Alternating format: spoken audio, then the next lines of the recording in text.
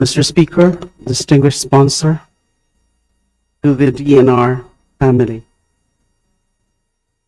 I'll start with the issue on Kaliwa Dam. We all know that it's a lingering issue na hindi naman po natin pwedeng ipagsantabi. Marami pong issues na surrounding Kaliwa Dam. Ito po, alam natin na dapat po ay ang project na ito is from 2019 to 2026. And ang target is to be operational by 2027. Nung una po, under the Pinoy administration, this is supposed to be under PPP, pero under the Duterte administration, through the ODA, with foreign aid coming from China.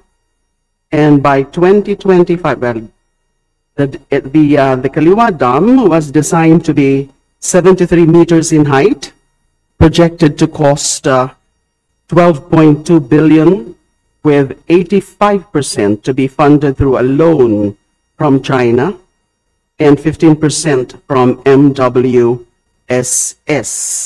Ang primary proponents are the MWSS, a GOCC under OP, and the Chinese Energy Engineering Corporation, CEEC, a Chinese construction company.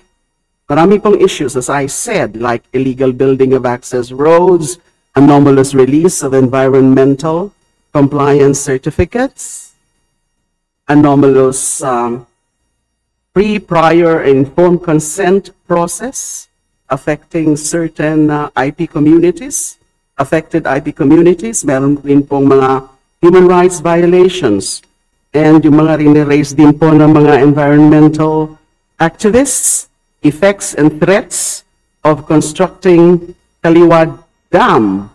Katulad po nung it will destroy the lives of 126 species in 300 hectares of Sierra Madre and put in danger of flooding about 100,000 residents in the downstream of the bodies of water in Sierra Madre. And ito po ay medyo alarming para sa akin. The dam will only be functional for 5 to 6 years due to the quick sedimentation. Pero gagastos po tayo ng ganun kalaki. And conflicts have arisen with the community, or within the community, because of the 160M payout to be paid to Rizal and Quezon for inconvenience caused by the dam that some accepted and others didn't, which is against the culture of smooth interpersonal relations among the IPs and community members. Negative effects on communities downstream of the river, residents dependent on the river for livelihood, fishing and irrigation, source of food, water, air and fertilizer, biodiversity, etc. Mahaba po ang listahan.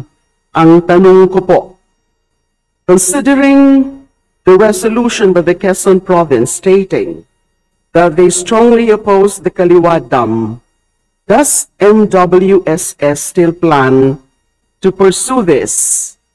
The construction of the Kaliwa Dam is now projected to cost 15.3 billion, with 10.37 billion being loaned from China, which means dagdag na naman ito sa babayarang utang ng ilang generasyon ng mga Pilipino. Now, of course, the concern here, insofar as the DENR is concerned, is about the issuance, the questionable issuance, alleged questionable issuance of ECC. Aware who ba yung DENR about the issues surrounding the questionable issuance of the ECC? Sa Kaliwa Dam?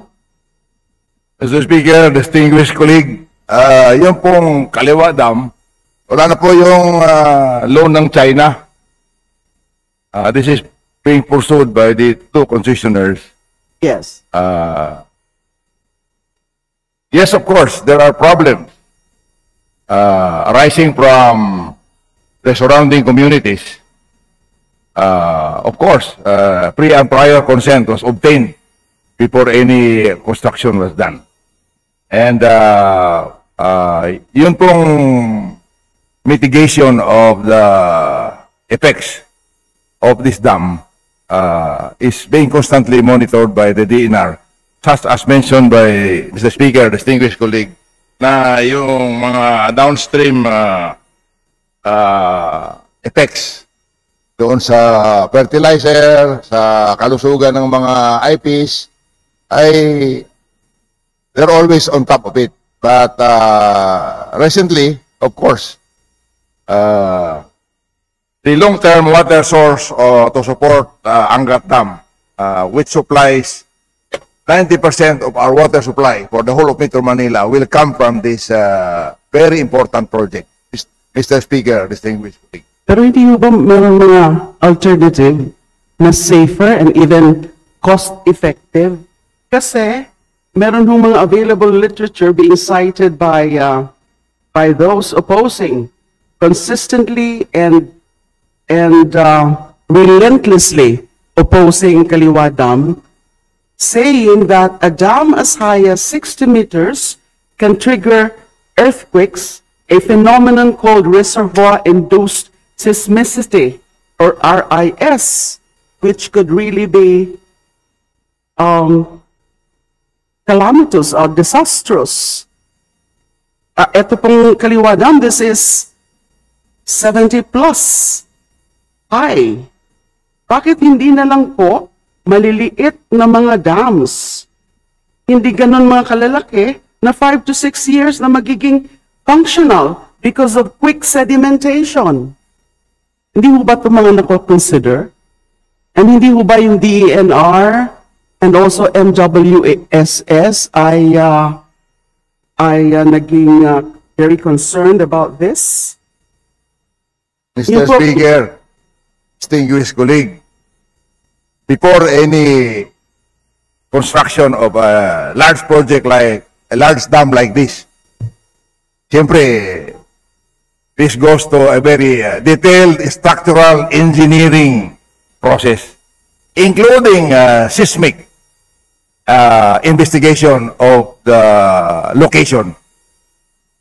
So, the government is not remiss in its job to see to it that project of this magnitude will not result as described in a very disastrous situation, whereas this dam breaks and the downstream occupants will all die swimming in the floodwaters.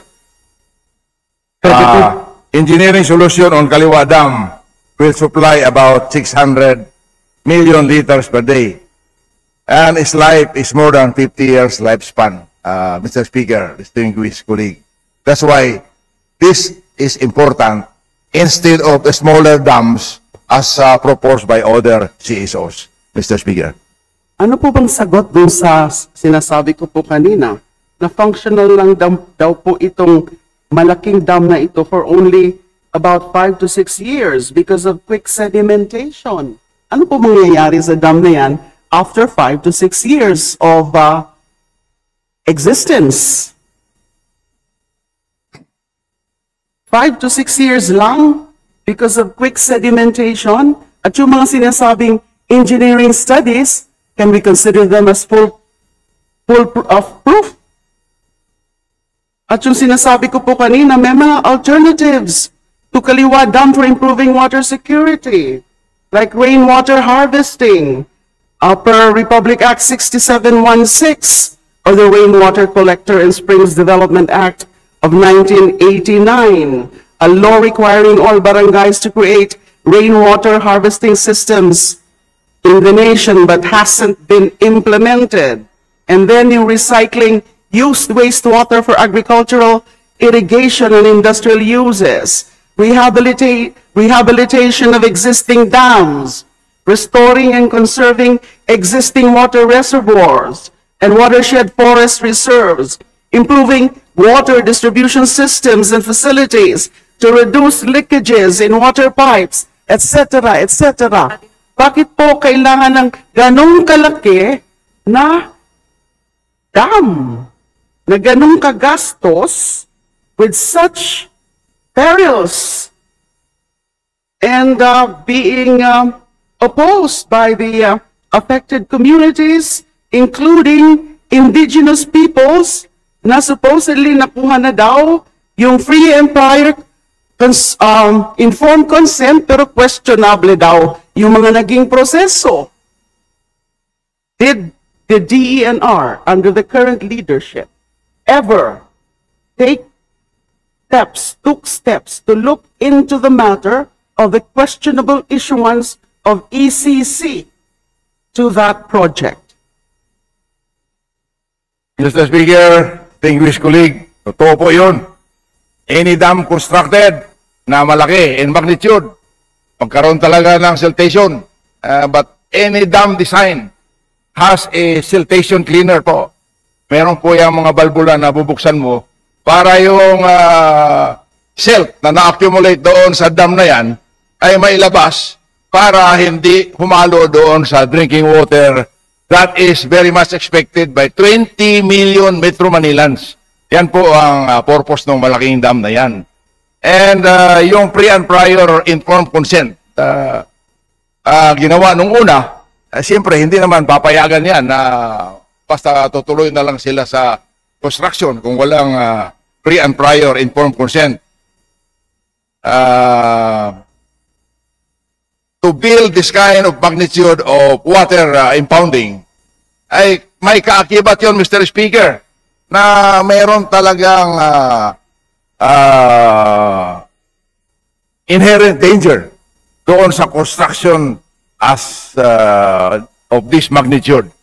But the new engineering, including seismic studies, in order to make it sure that the stability of the dam is there for the next 50 years. Now, beyond 50 years, Mr. Speaker, NWSS is just now envisioning the service of 20 million Filipinos, but we need to have a long-term water source to help Angat Dam for our water security. So the suggestion, Mr. Speaker, for smaller dams is also noteworthy and also can be taken into consideration if there is no funding or there is no project of this size that will suffice the water needs of our future generation. Mr. Speaker. Mr. Speaker, distinguished sponsor, wala pa rin po akong naririnig na sagot dun sa tanong ko about the 5 to 6 year functionality or lifespan of a big dam as the Kaliwa Dam.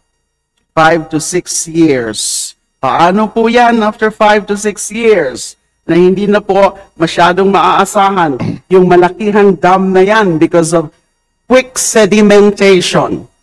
Wala pa pong sagot doon. Mr. Speaker, distinguished colleague, yung quick sedimentation, that occurs only in the upper part of the dam. And there is a mechanism to dislodge the siltation that is accumulated in the upper portion of the dam. And as far as the lifespan of 50 years for this kind of construction, after 50 years, of course, there will be, before that, there will be new engineering studies in order to augment or to extend the life of dam. Like the Hoover Dam in the United States is more than 50 years, Mr. Speaker, distinguished colleague.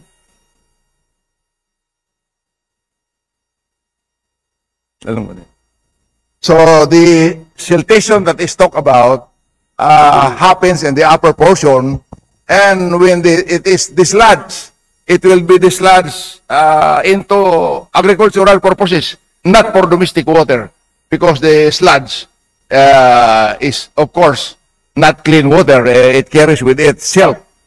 So yun po ay pwede yun sa agriculture.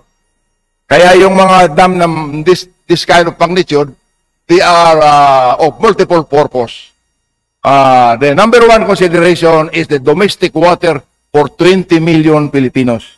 The siltation that occurs in all dams is a natural happening because of the water moving from a distance towards the dam carries with it some sediment.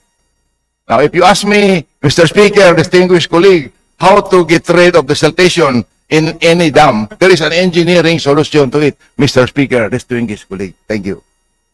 So, the distinguished sponsor is telling us that the dam will not really stop functioning after a period of 5 to 6 years, despite the sedimentation. It will not really stop functioning because of Mr. the Speaker, sedimentation. distinguished colleague, yun namang comparison with other malalaking project na dams, buhay pa ngayon, hanggang ngayon yun eh. Like Angat. Angat is 131 meters in height and is already 58 years old. Yun naman pong ating Kaliwa Dam, siyempre, there is included in the engineering design in order to remove siltation. Mr. Speaker, distinguished colleague, I can demonstrate this to you later on by drawing in front of you how the siltation is being removed from all the dams. Thank you very much. Mr. Speaker, distinguished sponsor, there's still a whole range of issues here surrounding Kaliwa Dam, but in the interest of time, I think I'm just going to present this in an appropriate privileged speech, and also I wish to discuss this further with the distinguished sponsor, not in this particular proceedings. I'll go to mangrove, to the issue surrounding mangrove conservation. Does the DNR have a timeline for when the data in the Philippine mangrove map may be verified, and when information on the condition and ecosystem health of mangroves in the country may be determined? Kasi po for 2026, the BMB, or the Biodiversity Management Bureau, requested a budget augmentation of 120 million for activities related to mangrove rehabilitation, pilot activities for ocean accounting as part of NCA, or Natural Capital Accounting Initiatives of DENR, and pilot initiatives for joint assessment of undeveloped and underdeveloped fish ponds with the DABFAR for possible reversion to mangroves. And the BARC has approved the requested augmentation of 120 million for mangrove rehabilitation and protection. At meron na supposedly itong Philippine mangrove map. Meron po bang timeline tayo para ma-verify na itong Philippine mangrove map? Kasi importante nga po ito para magsimula na itong rehabilitation natin ng mangrove.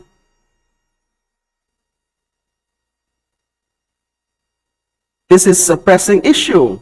So what is the DNR doing to ensure that the data it has collected are accurate?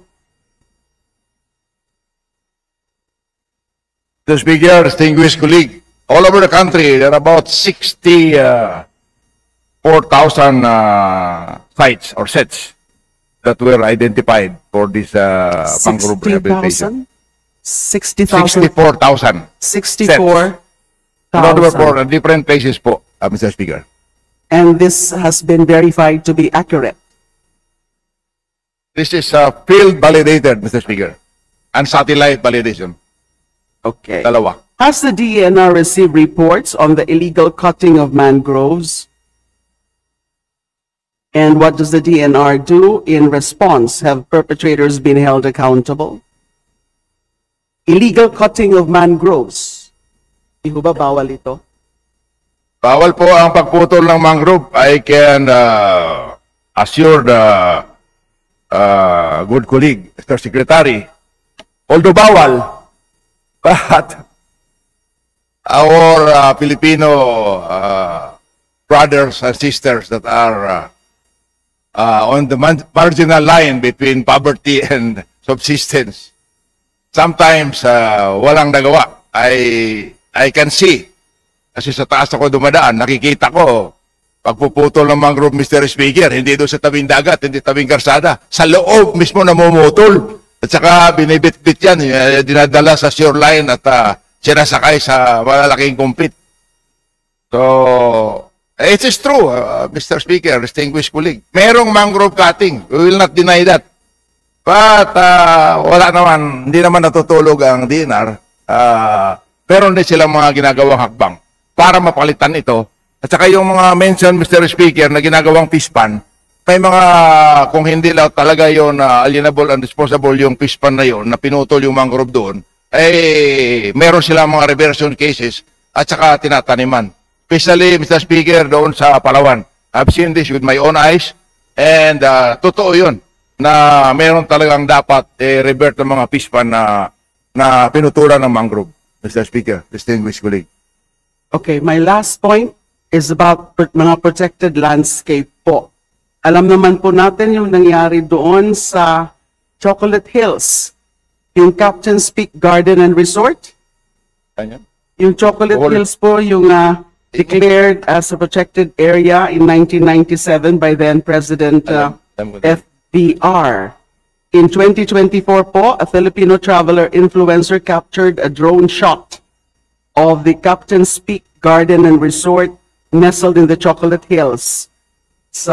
This is in the province of Bohol. The then DNR Secretary Loizaga said the owner of the resort built within the vicinity of Chocolate Hills in Bohol was never issued an ECC by the Environmental Management Bureau. Pero nakakuha ng building permit at permit to operate from the municipality. So hindi ho natin alam kung bakit nakalusot. Anyway, the DENR in March 2024 ordered the resort's temporary closure. As of the present, supposedly closed na po yung resort.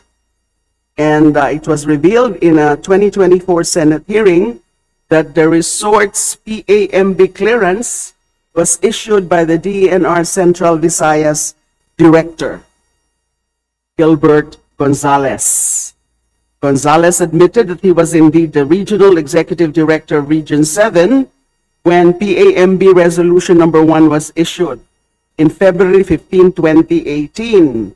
However, he claimed he was on an official trip to Baguio when the meeting regarding the resort's PAMB proposal was conducted, but insisted that they followed the standard process in dealing with the issue at hand. Ano na po ba yung current status ng Captain's Peak Garden and Resort? Kasi ho, temporary closure lang yung na-order ng DENR. Meron ho bang mga final na kaso na? Administrative and criminal cases. Kasi how can a resort be found in Chocolate Hills? Mr. Speaker, distinguished colleague, hindi po maiwasan yung mga sitwasyon na ganyan, Mr. Speaker. Yung may-ari ng Captain's Peak, meron pong titulo before the declaration of protected area.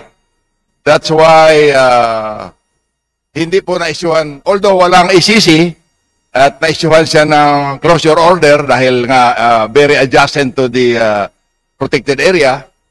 But if the owner of Captain's Peak will go to court and seek redress, I'm sure the owner of Captain Peak's Resort will be vindicated dahil yung titulo niya is grandfathered by the protective area. And although pinakiusapan na lang na maaari mag-close siya, Mr. Speaker. So, ganun po ang nangyari.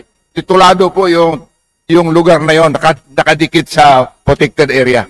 Mr. Speaker, distinguished colleague. Ang nakapagtaka lang po dito, hindi DENR yung nakahuli, kundi ang kundi yung influencers travel vlog pa ang nag-expose. Na, meron pong similar situation ngayon sa bandang sa Mount Matutum. Mindanao yan, Mr. Speaker. Opo. Proclamation number 552 in the municipalities of Tupi, Tampakan, Polomolok, South Cotabato, and the municipality of Malungon, Sarangani as the Mount Matutum Protected Landscape. In 2021, reports surfaced on the existence of illegal tourism establishments within the MMPL in South Cotabato. DNR launched an investigation into the presence of these illegal tourism establishments. In May 2021, a team from the DNR Region 12 Enforcement Division launched a series of inspections to identify and inventory all tourism establishments situated in areas classified as timberland, forest lands, and protected areas. So ito na naman tayo. So may list po dito. Upon doing a quick search on the ecotourism establishments that were investigated and found to have been operating without clearance, the following establishments still exist and are even available for booking dun sa protected landscape na yon. Sa Mount Matutum, SG Farm, Tupi, Matutum Blooms Agri-Tourism Park, Magsangyaw Land of Praise, Japanese Tunnel and Eco Park in situ, Tinafulan, Paraiso de Amtutong. We have also reviewed, our office have also reviewed several reports from the ground of these illegal ecotourism establishments within the MMPL still exists. So questions. In 2021, the DNR investigated these illegal ecotourism establishments within the Mount Matutum protected landscape in Tupi and Polomok. What are the results of these investigations? Has the DNR identified the DNR officials, LGU officials, and business owners responsible for the construction and operation of these establishments? Have administrative and criminal cases been filed against these offenders? Have the business owners been asked to pay for the environmental damages caused by these establishments to the MMPL? Ubusin ko na lang po yung questions, and I don't actually expect the distinguished sponsor to provide the answers now. My time is almost up. I would appreciate a written response to these questions na lang po. Mr. Speaker, I Unless you're can ready. have the response right away. Oh. Mr. Speaker, distinguished colleague, Mount Matutum is not foreign to me. I'm Oh. from Mindanao, although Okay. I reside in Palawan, Mr. Speaker. We have 15 criminal cases filed already Very for good. people who encroach on the MMPL, and 20 case build up, and there are 3 voluntary demolitions. And for those establishments in the multiple zone, CDOs were issued and compelled them to conform their activities with PAMBI. Because there is no prohibition, Mr. Speaker, distinguished colleague, in a protected area. You can be granted a special agreement for tourism if the PAMBI will allow you to have a resort in the protected area. That is allowed, Mr. Speaker. Doesn't defeat the very purpose of a protected area or landscape? Protected. Protected area, Mr. Speaker, there are the core zone and the multiple use zone, and on the basement, Mr. Speaker, meron silang multiple use. So doon po sa multiple use, pwede ka mag-apply. But you have to pass through the PAMBI. Apply for SAPA, a special agreement on protected area. If you are allowed by the PAMBI to construct a resort within the multiple use zone, then you can, Mr. Speaker. So ito po mga establishments na to have all been granted that. Yung multiple. Multiple use zone of the protected area. So wala po dyan mga... Doon po sa strict protection zone, Mr. Speaker, hindi po allowed doon. But doon sa multiple use zone, allowed po yung establishment. Basta dumaan po kayo sa PAMBI, and you go Tumaas. into a process of application na tinatawag nila na SAPA, a Special Agreement on Protected Area. Mr. Speaker, distinguished colleague. So, no cases filed, no closures, no show cause orders, etc. Oh, we have already issued, the DENARAS issued CDOs on the establishment and the multiple use zone to conform with their application sa PAMBI. Mr. Speaker, Your Honor. To conform. May compliance na po ba? Tumigil na po, Mr. Speaker, when the CDOs were issued, tumigil na po, and ganun ang nangyari. Time is up. Maraming salamat po, Mr. Speaker, distinguished sponsor, and to the Welcome you, DNR. Mr. Speaker, on the second round, my distinguished colleague. Salamat po.